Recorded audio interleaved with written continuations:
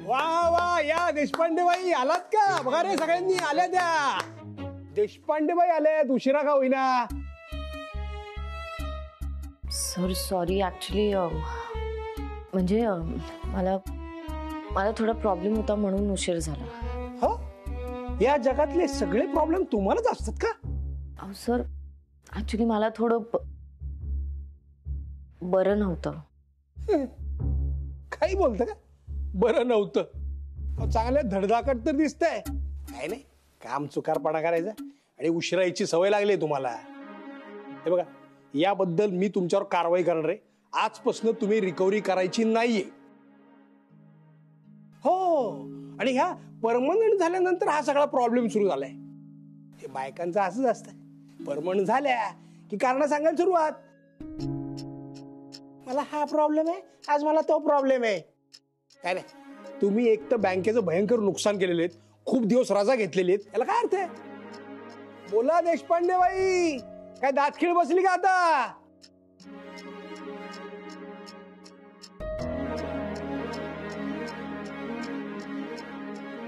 Sir हे बघा, please मला थोडं समजून घ्या. खरंच प्रॉब्लेम होता. घ्या, तुम्हाला सांभाळून घेत राहिलो ना तर बँकेचं दिवाळी निघेल इथे. मला खरंच बरं नाही वाटत आहे.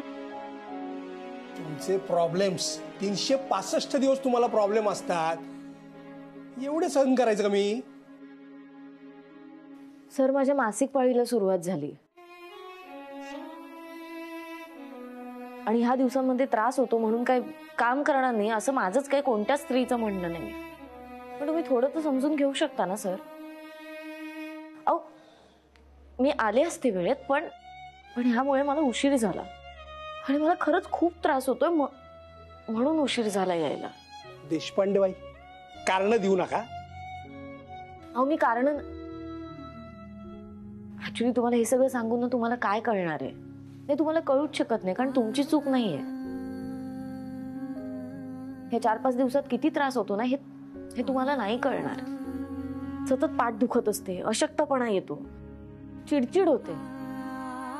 पण निसर्गाने ही दिलेली देण स्वीकारून प्रत्येक स्त्री ह्या दिवसात न थांबता काम करत असते. सतत कंबर दुखत असली तरीही गृहिणी असलेली स्त्री तासन तास किचन मध्ये काम करत असते. का तर तिला तिच्यापेक्षा ना तिच्या घरच्यांची जास्त काळजी असते. ती तिला होणाऱ्या त्रासाकडे दुर्लक्ष करते आणि तुम्हाला आम्हाला गरम गरम जेवण वाढते. नोकरीवर येणाऱ्या आणि व्यवसायात असणाऱ्या स्त्रियांची ही तीच गत. या दिवसांमध्ये खरं तर तिला आराम करायचा असतो, पण ते न करता ती इतका प्रवास करून ऑफिसमध्ये येते. का तर तिला कामाचं गांभीर्य आहे. तिला ही गोष्ट कळते की आपण ऑफिसमध्ये गेलो नाही तर त्यामुळे कोणाचं तरी नुकसान होऊ शकतं. पण आराम आणि जबाबदाऱ्या ह्या दोन्ही गोष्टी जेव्हा समोर येतात ना तेव्हा ती जबाबदारी निवडते, जबाबदारीला प्राधान्य देते. शरीर सतत सांगत असते की प्लीज आराम कर, पण तरीही ती थांबत नाही. कारण तिला ह्याची जाणीव असते की ती थांबली ना तर तिचं घर थांबेल. नाही, ह्या सगळ्या दिवसांमध्ये तुम्ही आमची काळजी घ्या असं माझं म्हणणंच नाही, पण निदान समजून तर घेऊ शकता, निदान नीट बोलू शकता.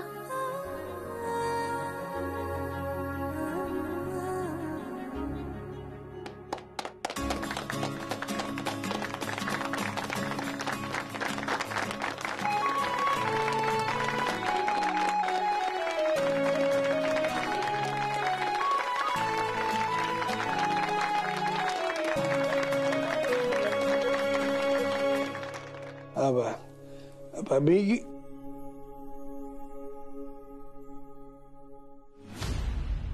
कोणते मॅडम माती झालीये. देशपांडे मास्तर आणि इंद्राजी मागेच उभे आहेत. आता मी त्यांच्या समोर जर सांगितलं ना की देशपांडे मॅडमची दुसऱ्या डिपार्टमेंटला बदली करतोय तर माझ्या चांगलं टील सगळं. त्यापेक्षा केबिन मध्ये कटूया. काम करा. चल चल.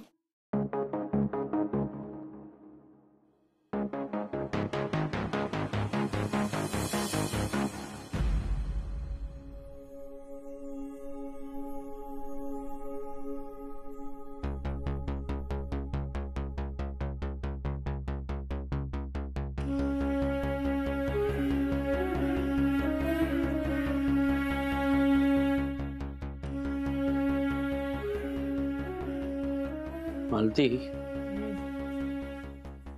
दीपू आली नाही ग अजून? हो, येईल. पावसा पाण्याचे दिवस आहेत, थोडा उशीर झाला असेल तिला. नाही तसं नाही, पण म्हणजे बाबा काय झालं? अहो येईल दीपू. काय फोन पण नाही आला तिचा. तू एक काम कर ग, जरा फोन करून विचार तिला काही त्रास होतोय का, म्हणजे कधी येते ते पण विचारून घे जरा. विचारते. हा.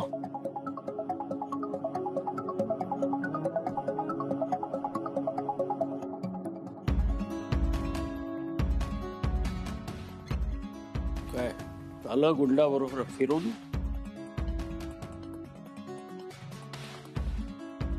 तुझ्याकडे काय उत्तर नाही की उत्तर द्यायचंच नाही? बाबा मी दीपू, आज मी बँकेत त्या गुंडाला बजावलंय, लांब राहायचं एकमेकांपासून. आणि पुन्हा जर तू मला त्या गुंडा बरोबर दिसलीस ना, तर मी तुझ्या बरोबर बोलणं टाकेन.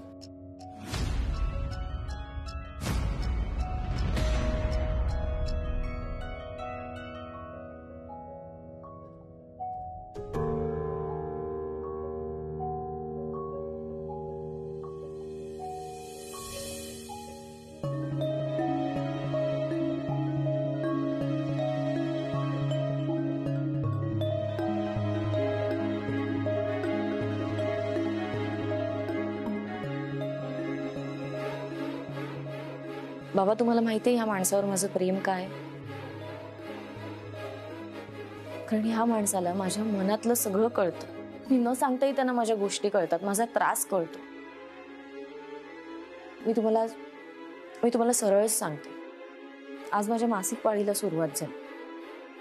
खूप त्रास होत होता मला, पण ह्यांना मी काही न सांगता तो त्रास कळला. त्यांनी माझी काळजी घेतली, स्वतः मेडिकलमध्ये गेले आणि मला सॅनिटरी नॅपकिन्स घेऊन आले. मी आज सकाळी त्यांच्या घरी गेले, त्यानंतर बँकेत जायचं होतं, तर फक्त रिक्षापर्यंत सोडू शकले असते ते मला, पण तसं न करता ते मला बँकेत आले सोडायला. का? तर मला त्रास होत होता म्हणून. हवं तर तुम्हीच मला सांगा, ज्या माणसाला काही न सांगता सगळं माझ्या मनातलं कळतं, ह्या दिवसात माझी काळजी घेतो, तो माणूस गुंड कसा असू शकतो? भाऊ, तुम्हाला फक्त माझ्या डोळ्यात बघून कळतं की मला किती त्रास होतोय. तुम्ही फक्त डोळे बघून सांगता मला की खरं बोल, कारण डोळे कधीच खोटं बोलत नाही. जे काही आहे ते बोल. तसंच आहे इंद्राजींचं, त्यांना सगळं माझ्या मनातलं कळतं, आणि ते मी न सांगता. माझे डोळे बघून त्यांना कळतं की मला किती त्रास होतोय. मी तुम्हाला एक खात्रीने सांगू शकते की इंद्राजीने एवढं प्रेम माझ्यावर कोणीच करू शकत नाही.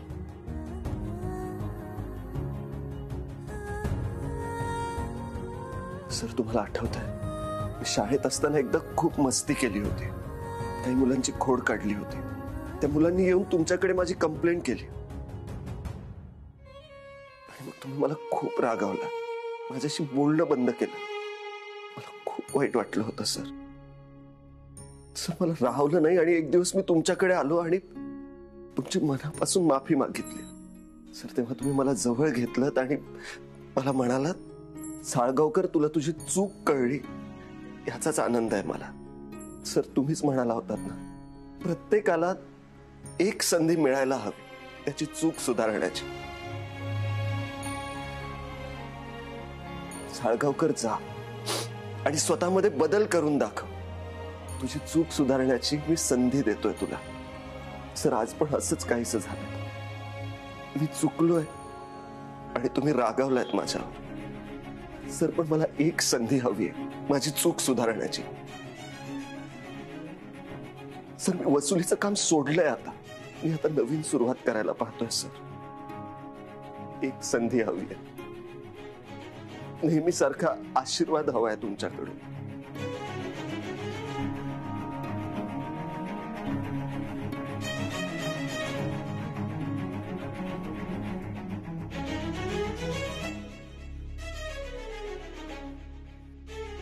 सर, मला माफ करा. सर, खरंच चूक झाली आहे माझ्याकडून. मला एक संधी द्या. नका ना त्याची अशी परीक्षा बघू. हिंसा करणं हे तुमच्या तत्वात बसत नाही ना, पण एखाद्याला सुधारण्याची संधी देणं हे तरी तुमच्या तत्वात बसतं ना हो. बाबा एक संधी द्या बाबा त्यांना. साळगावकर त्या संधीचं सोनं करतील बघा.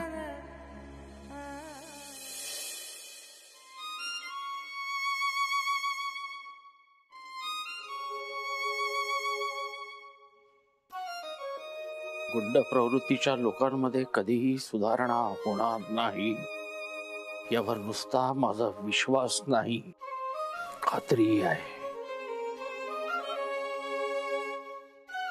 पण आज माझी बायको, माझी मुलगी इथं तुझी बाजू घेऊन बोलतायत आणि तुझंही म्हणणं आहे की तू सुधारून दाखवशील, म्हणून मी तुला एक संधी देतोय.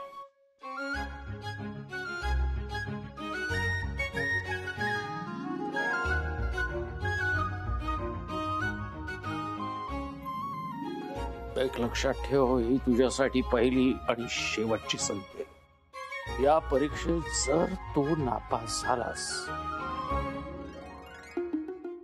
तर यापुढे कायम तुला दीपू पासून लांब राहावं लागेल.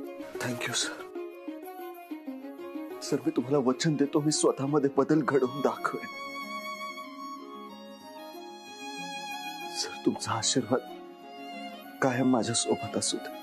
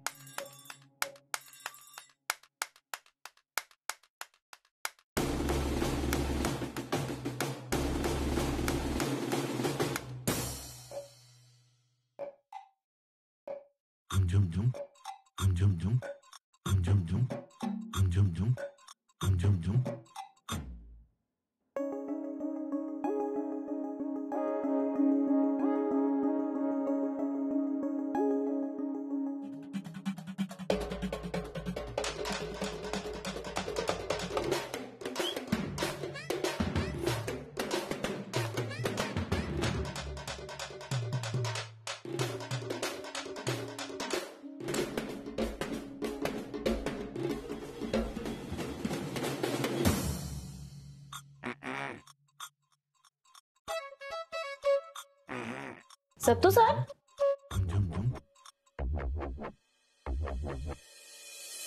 हा कोण हिरो आलाय तुमच्याकडे?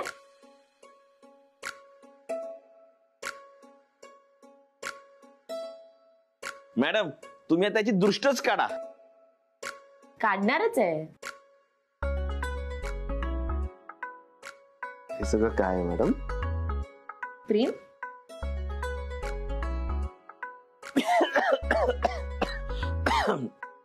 मग काय इंद्रा, आज कुठे जाणार आहे नोकरी शोधायला? काल तर फार काही ठिकाणी नाही जाता आलं, पण आज मी जाणार आहे. तुमचे डॉक्युमेंट्स हो, एकदा चेक करा. सगळे आहेत, डोंट वरी. एक मिनिट. मॅडम, काय करताय? एक मिनिट.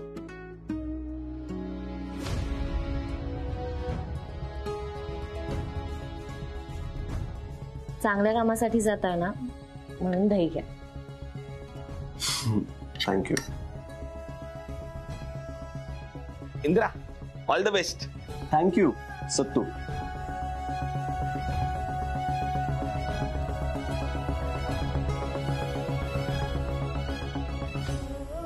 बाय.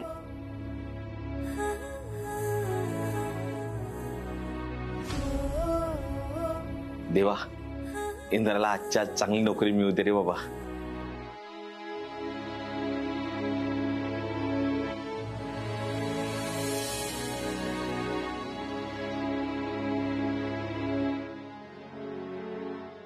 दीदी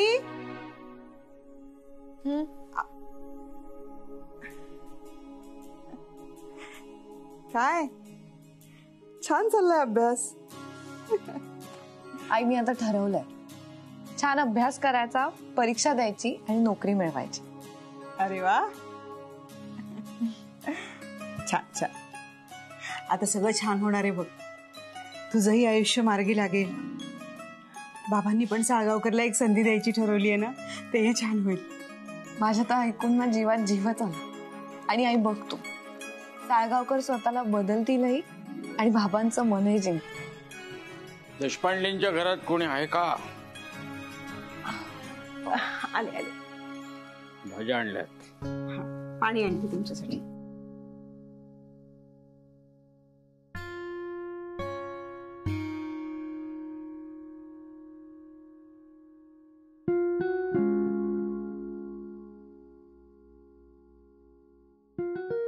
जोरात अभ्यास चाललाय. हो बाबा. आणि आता लवकरच मला नोकरी मिळेल बघा. बाबा घर चालवणं म्हणजे फक्त घरातली कामं करणं असं नसतं ना. घराला आपलं आर्थिक योगदान मिळायला हवं. बाबा एक घर माझा आधार आहे, तर आता मीही या घराचा आधार व्हायला हवा.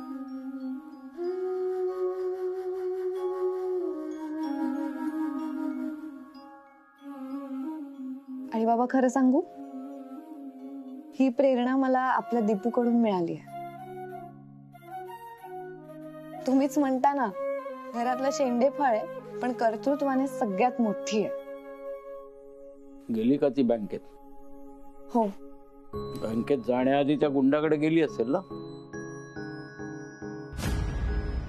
हो असं का बोलताय? तुमचा राग गेला नाही का अजून? माफ नाही केलेत का तुम्ही त्याला? मी त्याला फक्त एक संधी दिली. या एका आठवड्यात जर त्यानं दुसरी चांगली नोकरी नाही मिळवली तर मी समजेन तो गुंडच आहे. तो कधीही सुधारणार नाही.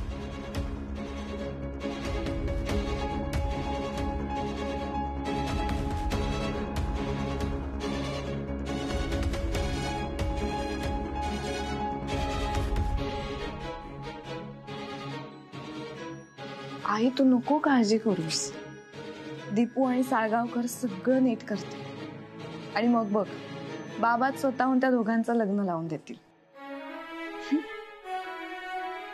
असंच होऊ दे.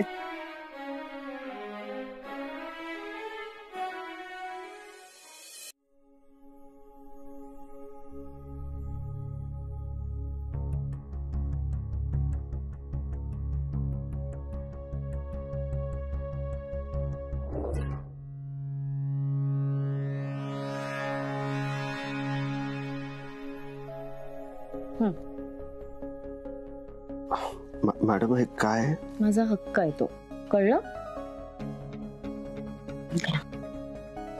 घ्या ठेव. थँक्यू. आई हो, सगळ्यात महत्वाची गोष्ट तर राहिली. काय?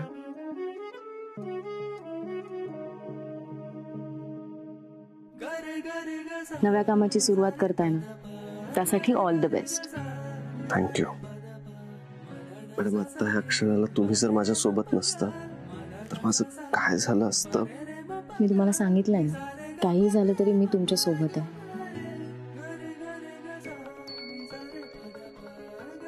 आणि आज खरं तर माझी सुद्धा नव्यानेच सुरुवात आहे. म्हणजे कसली सुरुवात? मी पहिल्यांदाच जाणार आहे ना रिकव्हरीला तुमच्याशिवाय. काळजी घ्या मॅडम. आणि काहीही लागलं माझं टेन्शन नका घेऊ. मी सगळं व्यवस्थित करेन. तुम्ही फक्त तुमच्या नोकरीकडे लक्ष द्या. पुढे चला पटकन रिक्षा बोलूया, म्हणजे निघताय मी तुम्हाला सोडते. वाट